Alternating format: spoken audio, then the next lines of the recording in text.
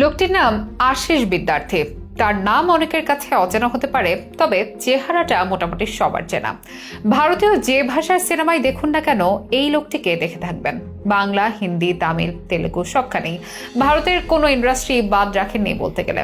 এমনকি অভিনয় করেছেন বাংলাদেশের সিনেমাতেও। 34 বছরের সিনেমা ক্যারিয়ারে কাজ করেছেন 11টি সিনেমা ইন্ডাস্ট্রিতে। এ যেন রীতিমতো অবিশ্বাস্য ব্যাপার, সেটাও আবার ভালো মন্দ দুই রকম চরিত্রে। যদিও জাদ্রের ভিলেন হিসেবেই তার খ্যাতি বেশি। দারুণ অভিনয় দিয়ে জিতে নিয়েছেন জাতীয় পুরস্কার। শুধু সিনেমার জগতেই থেমে নেই অবশ্য, মাঝে মাঝে হয়ে যান মোটিভেশনাল স্পিকার। এখন আবার নিজের ইউটিউব চ্যানেলে নিয়মিত করেন ফুড ব্লগ। কিন্তু কিভাবে এতগুলো ভাষায় কাজ করে থাকেন তিনি? অভিনয়কে এক পাশে রেখে কেনই বা ফুড ব্লগার হিসেবে তার আবির্ভাব? আমাদের আজকের আয়োজনে জানাবো আশিস বিদ্যার্থীর আদ্যপান্ত অভিনয়ের মতো তার গল্প কিংবা লাইফস্টাইলও মুগ্ধ করতে বাধ্য।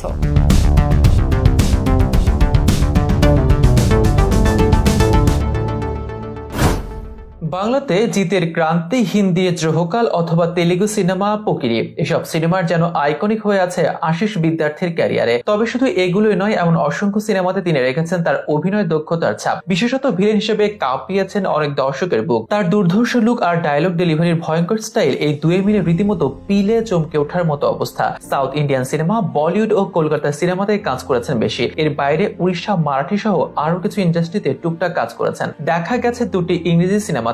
আমাদের বাংলাদেশের সিনেমাও বাদ যায়নি। অগ্নি 2, ব্ল্যাক, হিরো, 420 ইত্যাদি ভারত বাংলা যৌথ সিনেমাতে দেখা গেছে তাকে। এত সব ইন্ডাস্ট্রি, এত সব ভাষায় কাজ করেছেন। সিনেমার সংখ্যাও তাই 300-র বেশি। ভালোভাবে আয়ত্তে আছে অনেকগুলো ভাষা। লোকটার ভাষা দক্ষতা, বলি বা অভিনয় দক্ষতা দুটি অসাধারণ। ইন্ডিয়ান সিনেমাতে এখন ট্যালেন্টেড আর্টিস্ট খুবই কম আছে বলতে হবে। আশিস বিদ্যার্থীর জন্ম 1962 সালে 19 জুন দিল্লিতে। তার বাবা একজন মালায়ালি আর মা বাঙালি। আশিস বিদ্যার্থী বিয়ে করেছেন কলকাতায়। তার অভিনয়ের হাতে খড়ি কলেজ পড়ুয়া অবস্থাতে। নাম লিখিয়েছিলেন নাটকের দলে, করতেন থিয়েটারে অভিনয়। 1990 সালে কলেজ জীবন শেষ করে চলে আসেন বোম্বে, অর্থাৎ এখনকার মুম্বাই শহরে। মনের মধ্যে ছিল অনেক স্বপ্ন, যদিও কাজ পাওয়াটা সহজ ছিল না। তবে জীবিকা নির্বাহ করতে হবে, পেট চালানোর জন্য এক অনুষ্ঠানে ডাবিং আর্টিস্ট হিসেবে কাজ ধরলেন। টাকা যা আসতো চলতো টেনে টুনে। একই সাথে চেষ্টা চলছিল সিনেমাতে সুযোগ পাওয়ারও। এরপর সুযোগটা আসে কয়েক বছর পর। 1993 সালে অভিষেক হয় হিন্দি সিনেমা সর্দার দিয়ে। পরের বছর দ্রোহকাল দিয়ে জাতীয় পুরস্কার। এরপর আর পেছনে ফিরে তাকাতে হয়নি। পরের গল্পটা অনেকের জানা। রাজত্ব করেছেন ভারতের প্রায় সব ইন্ডাস্ট্রিতে। যাকে